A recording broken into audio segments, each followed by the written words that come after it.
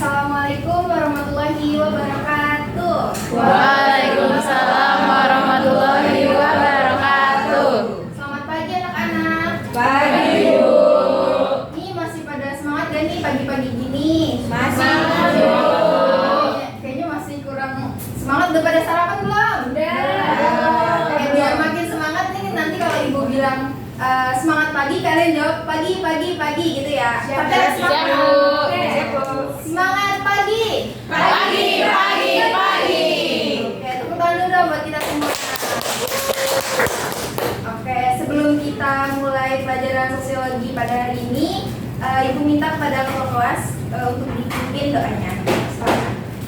Sebelum kita memulai pembelajaran pada hari ini, katanya kita berdoa terlebih dahulu menurut agama masing-masing dipersilakan.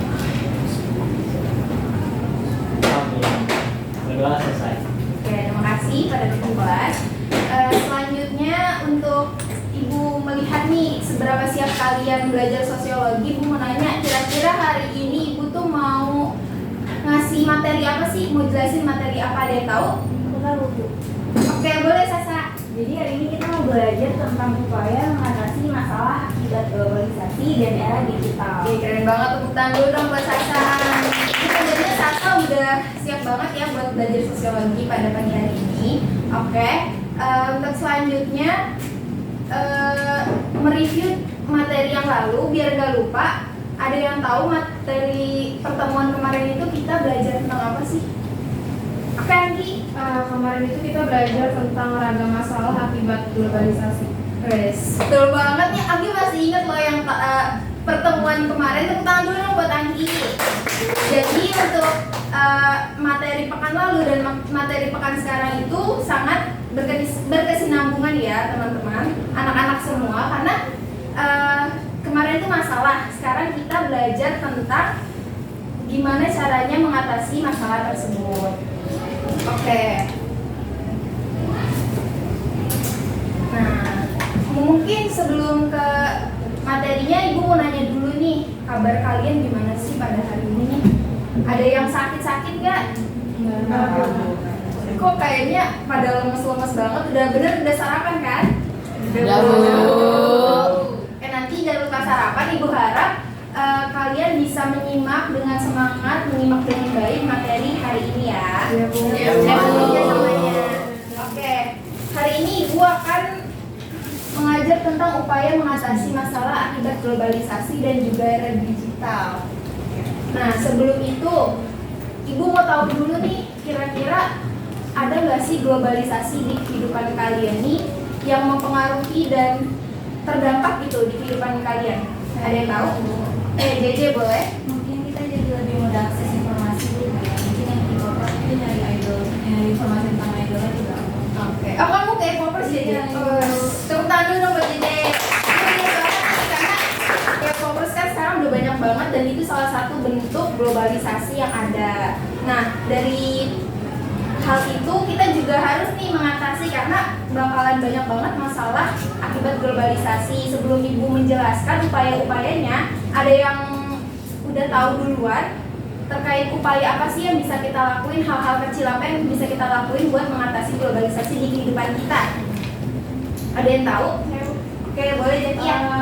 Menurut saya upaya yang kita bisa lakuin itu dengan perbanyak literasi digital biar nggak gampang menyekolahkan. Oh iya, betul banget, tepuk tangan dulu buat Zakia. Nah, jadi betul banget, kan kita nih Indonesia tuh terkenal dengan literasi yang rendah ya. Jadi kita diharuskan untuk meningkatkan literasi digital kita agar tidak terkena hoax. Nah, sebelum mulai, Ibu ingin menyampaikan tentang tujuan pembelajaran terlebih dahulu, di mana dari pembelajaran ini Ibu harap kalian bisa mengidentifikasi dan juga menelaah bagaimana upaya untuk mengatasi masalah akibat dari globalisasi ini. Nah, gimana sih caranya? Di sini Ibu ada 5 upaya. Yang pertama ini kita harus memperkuat nasionalisme kita. Yang kedua kita bisa mengembangkan kecakapan sosial kita. Terus yang ketiga kita juga bisa memelihara kearifan lokal. Yang keempat memelihara kelestarian lingkungan. Dan yang kelima kita bisa memelihara kesehatan dan juga fisik dan mental kita. Nah, yang pertama di sini kita bisa memperkuat nasionalisme dengan apa? kita bisa melakukan refleksi sejarah dengan mengunjungi museum-museum. Lalu juga kita bisa menghadiri diskusi kebangsaan atau seminar nasional gitu ya. Terus juga kita bisa membaca buku-buku tentang perjuangan para pahlawan. Terus juga nih, kita bisa mengikuti upacara dengan hikmat. Jadi kalau upacara kalian jangan ngobrol di belakang, jangan asik sendiri atau bahkan izin biar bisa istirahat di UKS, minum teh hangat gitu ya. Nah itu, jangan sampai kayak gitu. Terus juga kita bisa menggunakan produk-produk asli buatan Indonesia. Jadi biar memperkuat rasa cinta kita terhadap bangsa kita sendiri. Nah, yang kedua ini upayanya adalah mengembangkan kecakapan sosial, di mana saat ini kita itu kan gampang ya terkena hoax. Yang tadi Jakia bilang kalau misalkan kita tuh harus meningkatkan literasi, makanya kita harus gemar membaca dan juga mencari informasi untuk meningkatkan literasi digital kita agar kita nggak gampang terkena hoax. Terus juga kita bisa mengikuti kursus atau pelatihan yang sesuai dengan minat bakat kita. Terus kita juga bisa mengikuti organisasi atau ekstrakurikuler yang melatih jiwa kepemimpinan kita. Nah, yang ketiga nih, ada menjaga kearifan lokal. Sebelum lanjut, Ibu mau tahu dulu nih, apa aja maksudnya kearifan lokal tuh apa sih? Ada yang udah tahu? Ya, Gi, semangat banget nih. Udah tahu, Gi? Kalau menurut saya kearifan lokal tuh kayak suatu budaya yang ada di dalam masyarakat, terus di dalam suatu budaya tersebut tuh ada nilai-nilai yang kemudian diwariskan dari generasi sebelumnya ke generasi selanjutnya. Oke, betul banget. Tepuk tangan dulu dong buat Anggi. Jadi kearifan lokal ini memang ada di sebuah adat atau sebuah komunitas lokal yang dimana tuh bisa berbentuk nilai-nilai atau praktik-praktik gitu ya, yang dimana hal tersebut tuh diturun-temurunkan antar generasi di komunitas tersebut. Nah, biasanya tuh kearifan lokal tuh gunanya untuk mempermudah atau jadi solusi bagi mereka untuk mengatasi masalah persoalan di komunitas adat mereka. Nah, di sini kalian kelihatan nggak nih ada dua gambar? Kelihatan? Oh, yang kelihatan Anggi doang ya? Ini mungkin jadi bisa tahu. Kayak di sini ada kearifan lokal, non fisik dan juga fisik. Dan di mana kalau fisik di situ bentuknya itu Ibu kasih contoh rumah adat. Yang dimana kalau rumah adat ini kalian tahu ya bentuknya tuh sangat unik-unik gitu. Ada rumah joglo, ada rumah Aceh gitu ya. Nah di sini itu biasanya rumah-rumah adat ini gunanya memang didesain untuk selain untuk keindahan juga, mereka ini didesain untuk dapat mengatasi bencana. Jadi kan Indonesia banyak banget bencana ya, rawan bencana. Jadi rumah adat ini didesain untuk anti gempa tuh. Terus juga selain yang fisik ada juga yang non fisik. Di sini ada yang tahu ini kearifan lokal apa? Jadi ini tuh ada api-apinya gini. Orang yang meninggal yang orang meninggal yang dibakar. Ada di mana ini? Pinter banget. Oke, jadi kearifan lokal ini memang harus kita lestarikan agar tidak punah begitu saja ya, tergerus oleh globalisasi yang ada.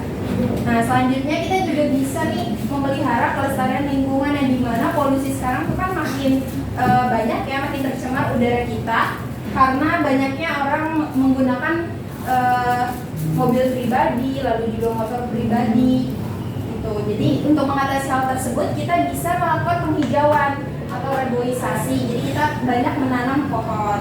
Selain itu kita juga bisa melakukan penghematan energi. Jadi kalau misalkan ada lampu yang tidak terpakai, kalau bisa dimatikan. Terus juga kita bisa menggunakan kendaraan umum.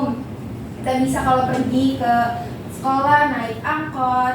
Sekarang di Jakarta juga udah ada Jaklingko ya, terus juga ada Transjakarta gitu atau kereta. Terus kita juga bisa menghemat penggunaan air, di mana kalian kalau mandi jangan boros-boros airnya gitu, secukupnya aja. Lalu kita juga bisa mengolah sampah. Jadi kalau misalkan kita tuh mengolah sampah dengan baik, itu akan lingkungan kita akan tetap lestari gitu. Karena kan Indonesia ini termasuk ke penghasil sampah yang lumayan banyak gitu ya, terbanyak. Jadi sebisa mungkin kita mengolahnya dengan baik. Nah, selanjutnya nih, yang terakhir ada memelihara kesehatan fisik dan juga mental, dimana saat ini dengan kemudahan-kemudahan teknologi yang ada ya akibat globalisasi tadi, kita jadi mudah buat akses apa tadi kata JJ, akses idol kita, terus juga kita juga bisa akses tugas-tugas kita. Apalagi sekarang ada AI, ada GPT, gampang semua bisa terselesaikan dalam hitungan detik gitu ya. Nah, kemudahan-kemudahan tersebut tuh ternyata bisa bikin kita tuh memiliki dampak negatif terhadap diri kita kalau nggak sikapi dengan bijak gitu. Jadi maka dari itu kita bisa melakukan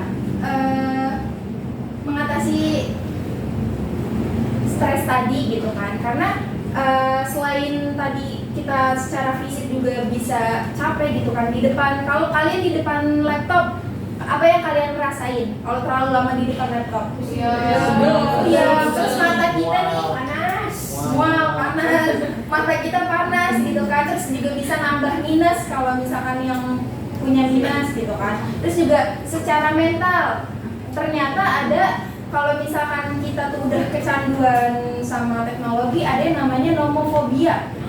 Ada yang tahu nggak nomofobia apa? Oke, boleh Anin nih. Terus tahu saya kayak kalau kita nggak pegang HP itu jadi gelisah gitu. Oh iya betul banget. Tepuk tangan dulu dong buat Anin. Jadi nomofobia itu ada rasa gelisah di saat kalian tuh nggak pegang HP atau HP kalian tuh nggak ada di sebelah kalian. Nah itu tandanya kalian udah kecanduan sama gadget gitu. Nah hal tersebut tuh bisa memicu stres juga, bahkan bisa depresi. Makanya kita perlu nih mengatasi stres dengan apa? Yang pertama, kalau kita punya masalah jangan disimpan sendiri. Kalau kita punya teman yang bisa dipercaya, kita bisa cerita gitu. Atau kalau udah terlalu over, bisa ke psikolog gitu ya. Terus juga kita bisa melakukan hal-hal yang produktif yang memang sesuai dengan minat dan bakat kita. Terus juga kita bisa mengembangkan hobi. Lalu yang gak kalah penting, kita juga harus mendekatkan diri kepada Tuhan gitu ya, biar jiwa kita itu lebih tenang.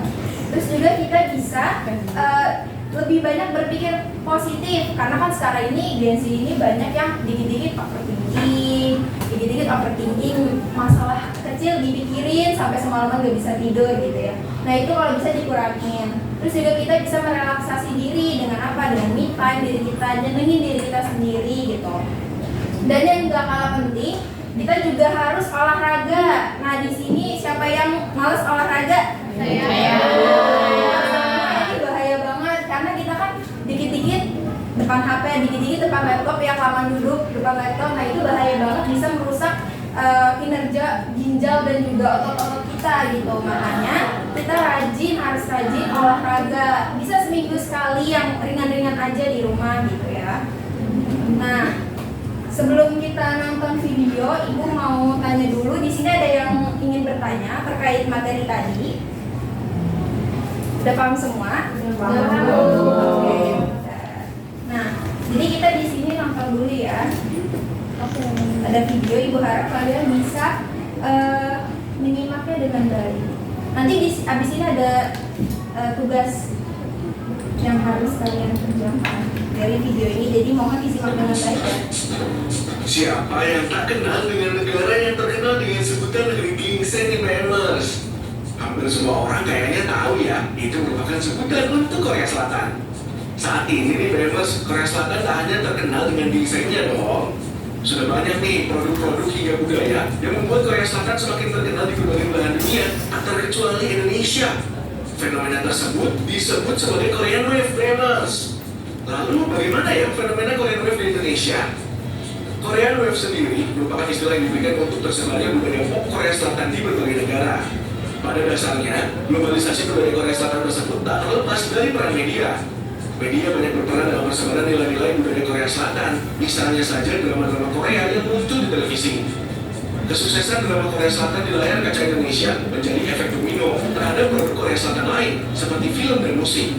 Ada pun di PMers, deretan produk Korea Selatan yang menjadi bintang anak muda di Indonesia. Pertama, drama Korea atau K-drama. Alur cerita yang kuat, genre yang bervariasi, akting aktor yang totalitas, serta cerita yang ditampilkan sesuai dengan masyarakat Asia pada umumnya di PMers. Misalnya Cinta Sejati, Pengorbanan dan Kehidupan Lain, dan contoh drama komersial yang jadi kembang di Indonesia seperti Vincenzo, The Penthouse, Snowdrop, dan lainnya. Kedua, Korean pop atau K-pop merupakan jenis musik populer di Korea Selatan. Kegaduhan anak muda Indonesia terhadap musik Korea Selatan merupakan bagian dari dampak Korean Wave itu. Contohnya seperti boyband BTS, girls band Blackpink, dan sebagainya. Nah, itu dia. Tadi ini tentang apa videonya? Korean Wave. Nah, ini menjadi fenomena yang lagi hype banget ya sekarang, karena di sini juga tadi banyak banget K-popers di sini. Jadi udah tahu lah ya tentang Korean Wave ini. Nah, di sini Ibu ingin membagi kalian menjadi dua kelompok. Mungkin bisa kelompok 1, kelompok 2. Nah, di sini nanti kalian menganalisis tadi yang udah ditonton tentang Korean Wave tadi, bagaimana sih upaya bisa kita lakukan untuk mengatasi Korean Wave tadi, jangan sampai merebut atau menggerus budaya lokal kita gitu. Nah, udah siap belum nih kelompok 1 dan kelompok 2? Udah. Ibu kasih waktu 2 menit deh ya buat berdiskusi. Nanti perwakilan dari masing-masing kelompok bisa maju ke depan. Silakan diskusi.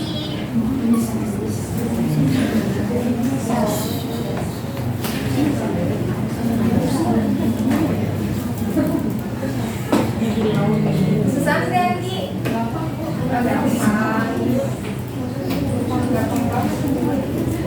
Gimana? Lupa ya.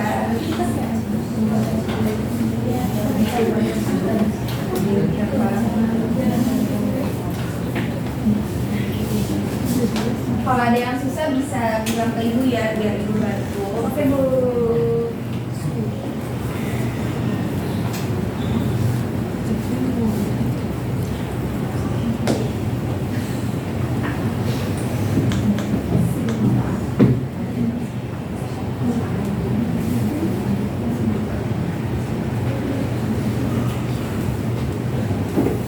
Oke, udah selesai?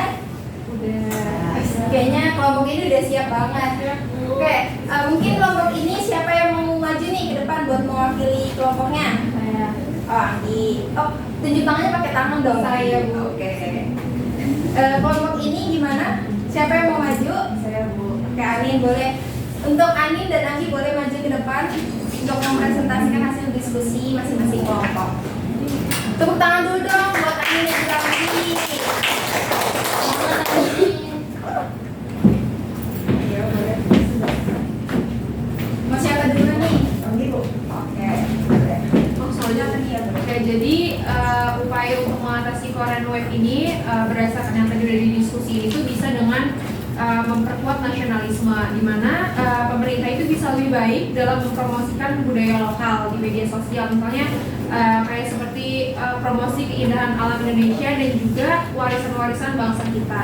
Selain itu juga bisa sering diadakan festival budaya. Saya Bu.